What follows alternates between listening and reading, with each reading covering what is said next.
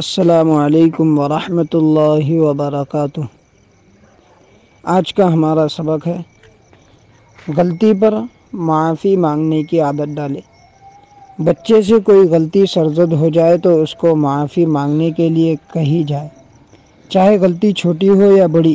ہر غلطی پر معافی مانگنے والا مزاج پیدا کرے اور اس انداز سے سمجھائے کہ آج وقت ہے، معافی مانگ لو، ورنہ قیامت کے دن اس پر پکڑ ہوگی اور آخرت میں اس کا حساب دینا پڑے گا۔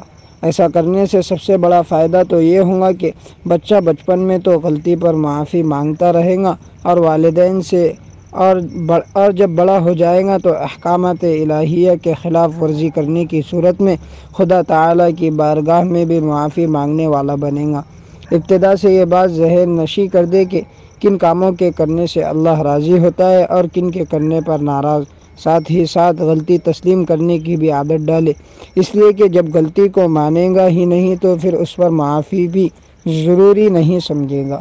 السلام علیکم ورحمۃ اللہ وبرکاتہ۔